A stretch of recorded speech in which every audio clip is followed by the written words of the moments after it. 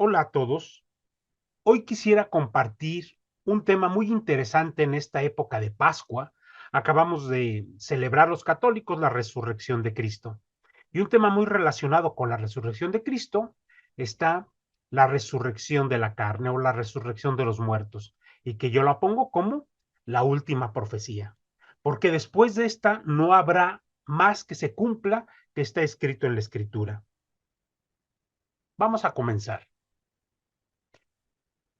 En todas las demás culturas y religiones hemos descubierto que existe un concepto muy claro de que hay una vida más allá de la vida, que hay una vida futura después de la muerte y que es necesario, en muchas de estas culturas, es necesario realizar unos ritos para que la persona que acaba de morir llegue a cumplir y a planificarse en esa siguiente vida. Los ejemplos más claros, pues, son los egipcios. En él se han descubierto, en esta cultura se ha descubierto este libro de los muertos, donde hay una serie de oraciones y rituales, las cuales se anotaban en las vendas o en los sarcófagos de los muertos, con los cuales se creía que estos rituales y estas oraciones permitirían al difunto alcanzar una vida más allá de la muerte, ¿verdad? Y no poder pasar por una segunda muerte. Aquí lo interesante es como en estas culturas hay este concepto natural e intuitivo e instintivo de que puede haber una segunda muerte, una vida más allá. También lo descubrimos en la cultura inca, donde podemos apreciar sus momificaciones, que se desconocen las técnicas que se usaron, que sobre todo se hacían a sus reyes, a sus soberanos, y en las cuales se hacía todo este elaborado conservación del cuerpo de que pudieran preservarse para la siguiente vida, ¿verdad? Para toda la eternidad. Y regresamos al punto.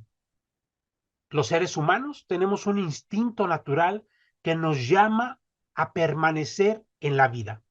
No queremos morir y diluirnos en la nada. Tenemos un instinto donde buscamos el preservarnos, el permanecer. Por eso hay un rechazo natural a todo lo que es la enfermedad y la muerte. Por el lado de la ciencia tenemos a esta psiquiatra, a Elizabeth Ross, la cual pues se metió a investigar durante muchos años y se apasionó sobre este tema del sufrimiento, de la muerte y el qué hay más allá de la muerte. Hizo sus investigaciones en estos años 60, 70 y 80. Escribió varios libros y entre ellos está un libro que se llama Sobre la vida después de la muerte y el túnel y la luz. Ella descubrió que las personas que morían en el hospital pero que eran resucitadas, ¿verdad? Con las técnicas médicas, estas personas de alguna manera coincidían con sus testimonios de ver un gran túnel, ver luz, de una experiencia de paz. Y a ella esto le causó mucha inquietud, mucha admiración, y se metió a hacer una investigación sobre el tema. Y aunque ella no era creyente, llegó a apreciar y valorar este tránsito. Ella misma desconocía qué había al más allá. Pero desde la ciencia y sus investigaciones, ella descubre que hay un algo y ella relaciona este cambio, este paso entre la vida y la muerte como el efecto de la mariposa. La mariposa que antes de estar plena y poder volar, pues este pequeño capullo que para ella es nuestra vida en la tierra, y una vez que este capullo se abre, tenemos la capacidad de adentrarnos a una vida en plenitud. Pero es cierto que entre los cristianos y en el mundo actual suena como algo pues totalmente infantil o sacado de los cuentos de la mitología, el tema de la resurrección. Si ya es difícil creer en la resurrección de Cristo, pues más difícil es creer que nosotros los seres humanos estamos llamados al final de los tiempos a una resurrección. Y esto no es novedad. Ya San Pablo, en este escrito de Primera de Corintios, capítulo 15, pues ya lo deja muy claro. Y fíjense lo que dice. Ahora bien, si se predica que Cristo ha resucitado de entre los muertos, él reprende y dice, ¿cómo andan diciendo algunos entre ustedes que no hay resurrección de los muertos? Si no hay resurrección de los muertos, tampoco Cristo resucitó. Y si no resucitó Cristo, vacía es nuestra predicación, vacía también nuestra fe. Pero no, Cristo resucitó de entre los muertos como primicias de los que durmieron. Luego, el fin. Cuando entregue a Dios Padre el reino, después de haber destruido todo principado, dominación y potestad, porque debe él reinar hasta que ponga a todos sus enemigos bajo sus pies. Y termina San Pablo diciendo, el último enemigo en ser destruido será la muerte. Para San Pablo nos deja muy claro en esta enseñanza que hay una íntima relación entre la resurrección de Cristo y la promesa final, la profecía final de una resurrección de todos, de nuestros cuerpos. Y aquí dice, en último momento, dice, bueno, pues Cristo vino, sí, en un primer momento, en su primera venida, vino a traernos la predicación del reino, a invitarnos a una vida plena, pero en su segunda venida, ¿verdad? Que será al final de los tiempos, bueno, pues Él vendrá a destruir totalmente la muerte. ¿Y cómo la va a destruir? Pues esa muerte queda destruida, nuestros propios cuerpos serán restituidos, retomarán carne. Vamos a entender cuál es la lógica de la doctrina que la Iglesia Católica nos enseña. Y para esto, pues nos vamos al Catecismo de la Iglesia Católica, donde nos dice allí en el numeral 990, dice, el término carne designa al hombre en su condición de debilidad y de mortalidad. Cuando se habla de carne, estamos hablando de la realidad más primaria, más animal, la carne, esto que nosotros tenemos en nuestra piel, que sentimos, esta corporeidad, ¿no? Con toda su realidad sensitiva. Pues eso es la carne en estas expresiones de San Pablo y de la Escritura.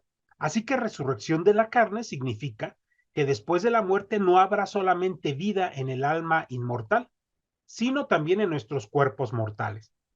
La Iglesia nos asegura en este documento del catecismo que es pues una verdad, una profecía que se sacó de la Escritura y que permanece. Dice, la fe del cristiano no es solamente creer que habrá un alma inmortal, sino que esta alma vivirá eternamente en el cuerpo en eternidad.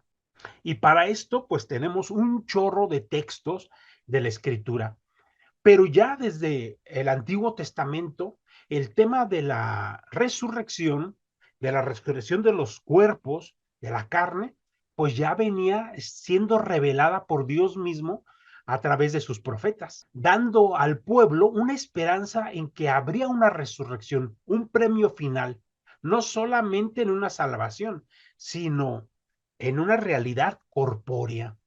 ¿Por qué? Porque Dios es un Dios de vivos. Y si Dios nos creó en un alma espiritual y en un cuerpo, pues esa es nuestra realidad de plenitud, nuestra realidad perfecta. Así que para que podamos vivir eternamente, pues nos va a restituir ese estado de plenitud y perfección que es en un cuerpo.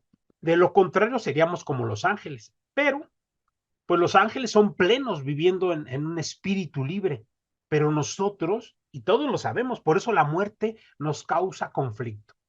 Y un primer ejemplo sería aquí el profeta, uno de los grandes profetas, de los profetas mayores, Ezequiel, ¿verdad? Y en el capítulo 37, donde Dios le da una visión y ve un valle donde hay huesos secos, ¿verdad?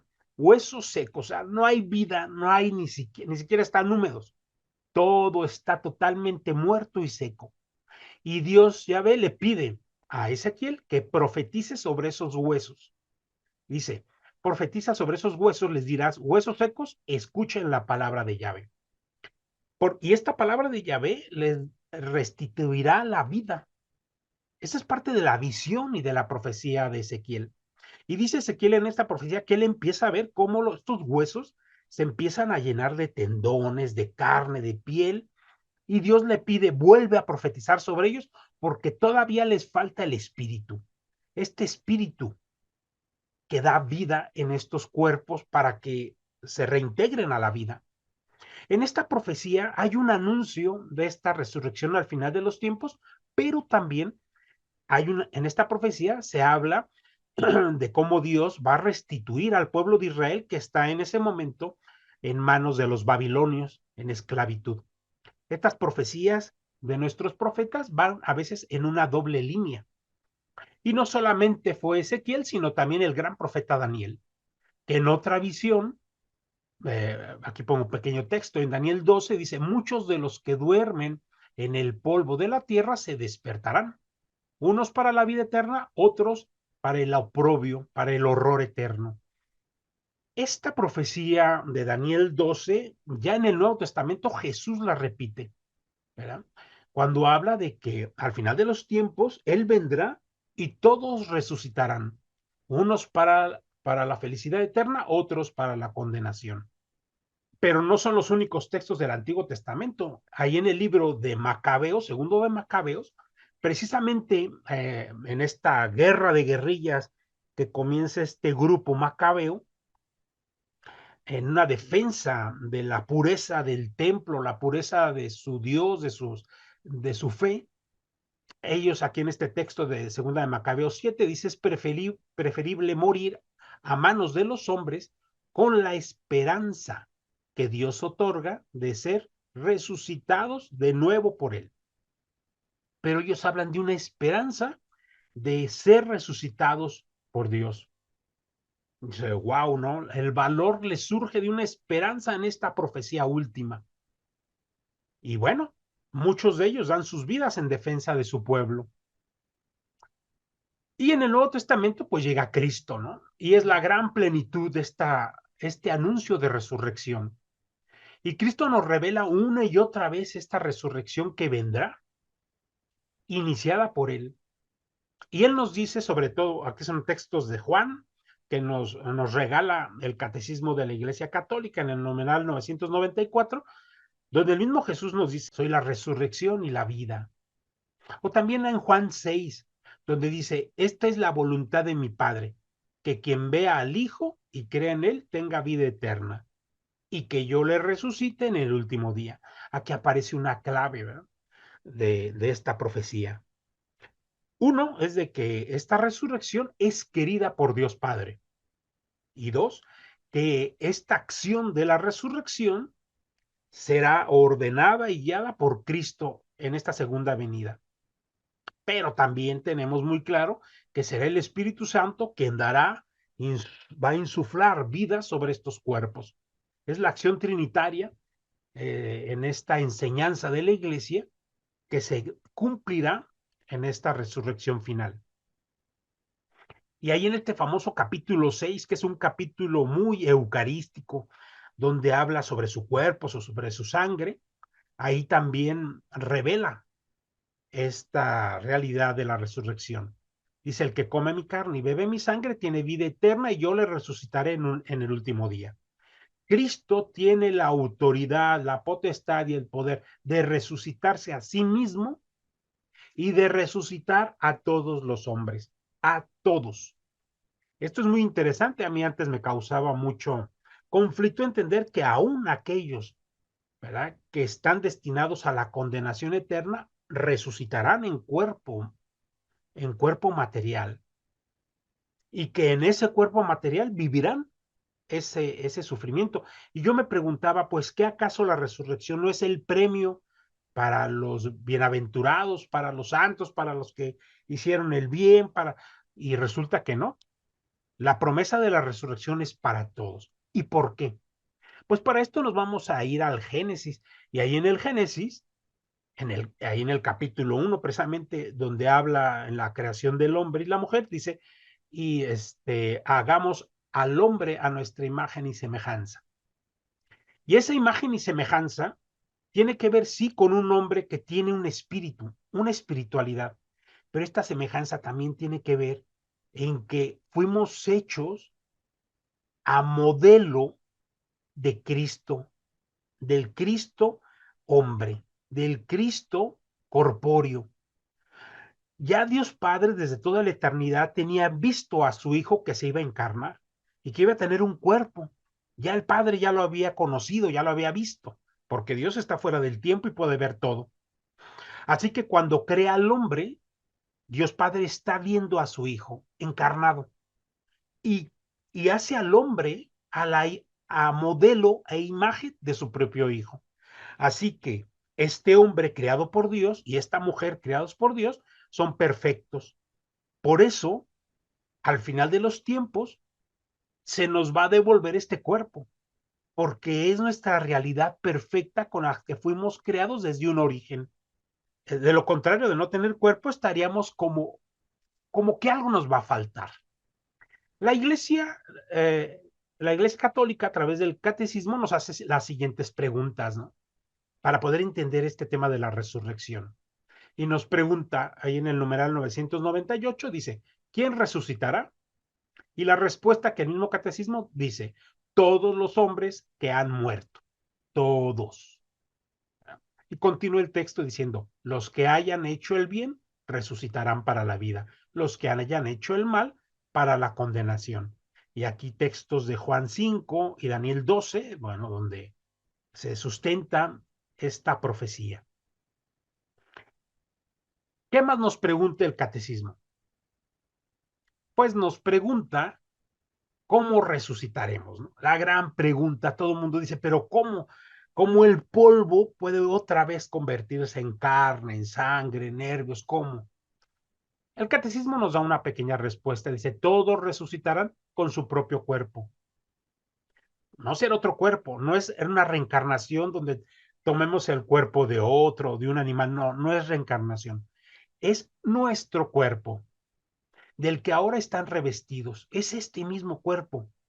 Pero aunque es este mismo cuerpo, trae una diferencia.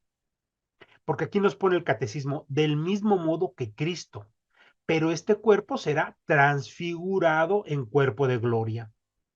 Sí, será nuestro propio cuerpo, pero este cuerpo está mejorado, está glorificado, estará lleno de la divinidad de Dios. Esa es una característica de estos cuerpos resucitados. Serán cuerpos gloriosos, así como el cuerpo de Cristo, glorioso, que aunque era el mismo Cristo quien resucita, pero este cuerpo tenía algo diferente que de repente pareciera que no se parece al Cristo que ya conocemos. Por eso los discípulos, después de la resurrección, les costaba trabajo reconocer al Maestro. Y sí lo reconocían al final, pero como que había algo diferente en él. Bueno, era un cuerpo que tiene unas características que vamos a ver al final. Por eso este cuerpo mejorado, porque sería muy triste pensar en que vamos a tener el mismo cuerpo que hoy tenemos, con las mismas deficiencias, los mismos achaques, los mismos defectos. No, será un cuerpo en perfección, pero el mismo que nosotros tenemos, solo que en versión perfecta. Eso es algo interesante que la iglesia hoy nos propone. Bien, vámonos a otra pregunta del catecismo de la Iglesia Católica y nos pregunta cómo ocurrirá la resurrección y dice, sobrepasa nuestra imaginación. ¿Verdad? Porque a veces nosotros queremos encontrar respuestas muy contundentes acerca de cómo será. A veces nosotros queremos entender las cosas, casi medirlas y pesarlas para poderlas aceptar. Pero también es cierto que en el mundo hay tantas realidades que no comprendemos. La vida misma es incomprensible. Los médicos hay momentos en que se topan en realidades que no saben dar respuestas. Pues la resurrección de la carne es una de ellas, ¿no? Por eso la iglesia no se mete en tratar de explicar técnicamente, científicamente cómo será. Esto se sale de nuestra dimensión. Por eso la iglesia dice, sobrepasa nuestra imaginación y nuestro entendimiento. O sea, no lo podemos entender, ni el Papa lo puede entender. No es accesible más que a la fe. ¿Sabemos qué va a pasar? Sí, porque Cristo lo dijo y Él es verdad. Él no miente. Por eso lo creemos. Pero ¿sabemos exactamente cómo pasará? No lo sabemos. Continúa la iglesia diciendo en el catecismo, pero nuestra participación en la Eucaristía nos ya ya un anticipo de la transfiguración de nuestro cuerpo por Cristo. Y muchos dirán, bueno, ¿qué tiene que ver la Eucaristía con la resurrección?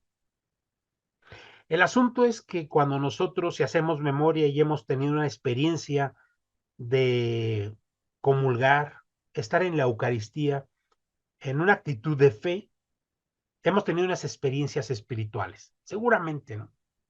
Algo que aunque estamos ahí en una realidad terrestre, hay un algo dentro de nosotros que nos da vida, nos hace experimentar algo más allá de nuestra realidad. Esa es una gracia especial. Bueno, pues esta gracia la viviremos en plenitud en el momento de la resurrección. El catecismo sigue preguntando, ¿cuándo será esta resurrección? Y el mismo catecismo nos responde, ahí en el numeral 1001, sin duda en el último día al fin del mundo. ¿Verdad? Sin duda, ¿por qué? Pues porque ya está profetizado y mismo Cristo lo ha asegurado. La resurrección de los muertos está íntimamente asociada a la parucía de Cristo, o sea, su segunda venida.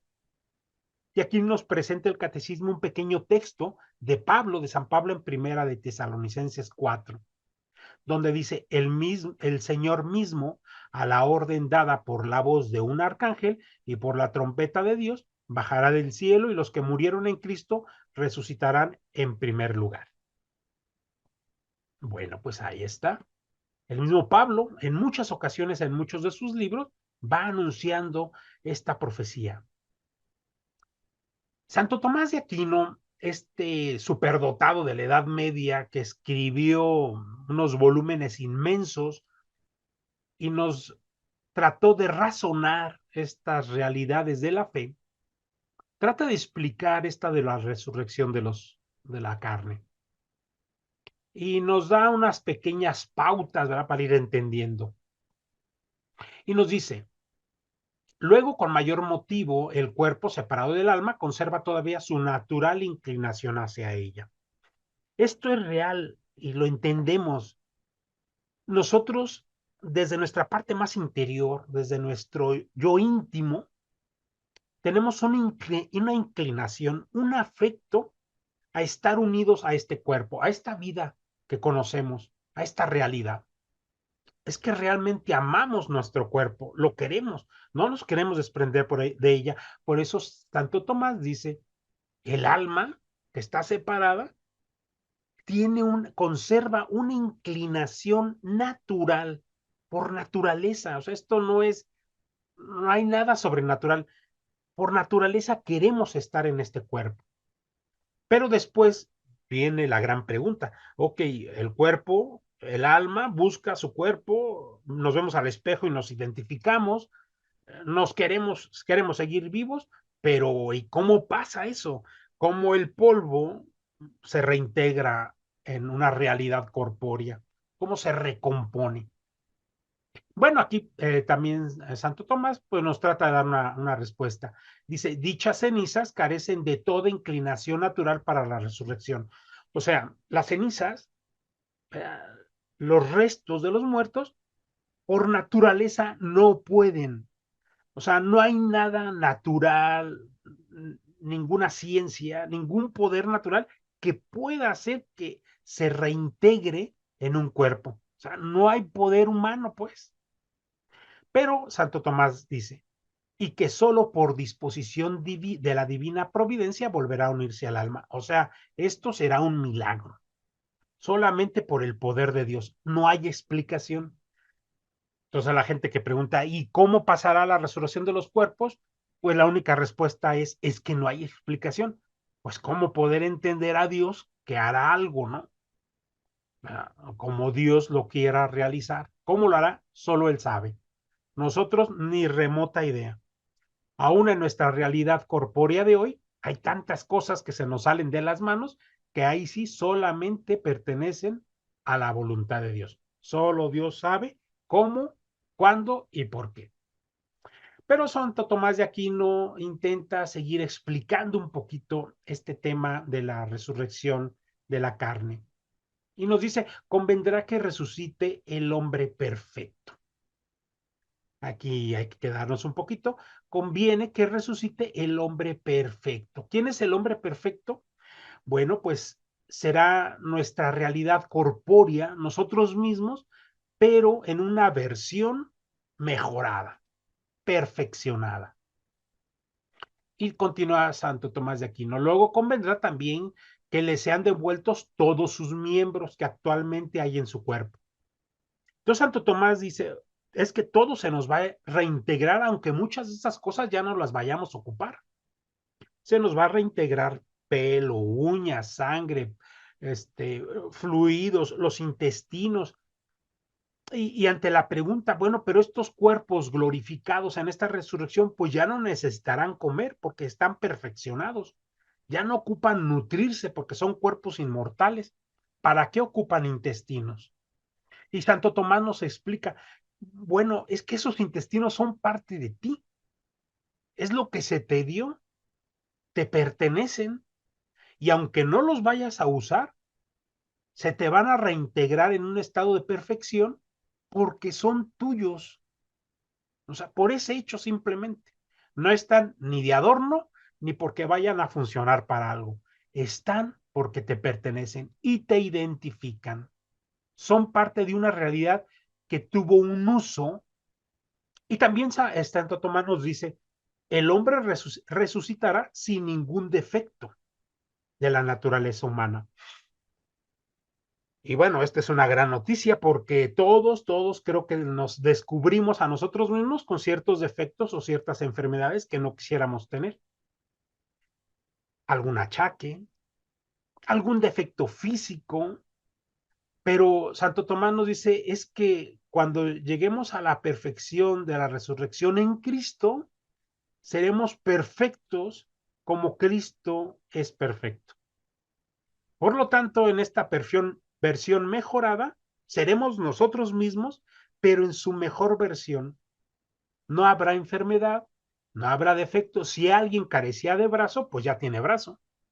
Si tenía una gran enfermedad, pues ya no la tiene. Esta es una conclusión, pues, a la que llega Santo Tomás. Y también se hace la pregunta, ¿no? ¿A qué edad resucitará? Y la respuesta que da Santo Tomás será a una edad juvenil, a la plenitud de la edad humana, ¿no? Ni niños, porque de niños pues hay una imperfección, pues de que dependemos de otros, necesitamos de tantas cosas, y de ancianos pues tampoco, porque la ancianidad pues también se entiende como parte de un defecto que el mismo tiempo se nos va acumulando, ¿no? Y el cuerpo se deteriora y sería como una realidad de nuestra vida, pues en defecto. Resucitaríamos en esta edad juvenil, en la plenitud de nuestras fuerzas, energías y nuestra belleza. Así que si hoy no somos bellos, pues esperemos a la resurrección de los muertos, donde adquiriremos esa belleza tan anhelada.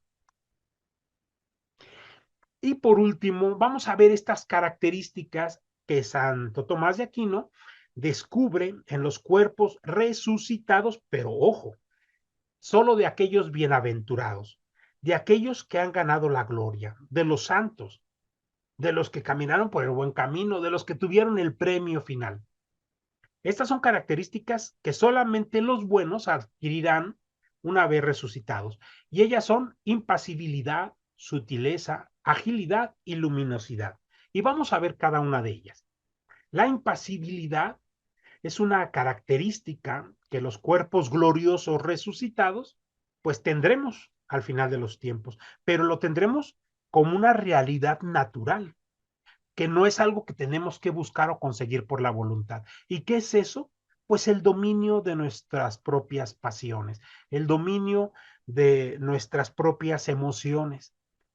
Si hoy hay cosas que nos sacan de control, que nos molestan, que nos irritan, que nos entristecen, pues en los cuerpos gloriosos esto ya no existe, ¿verdad?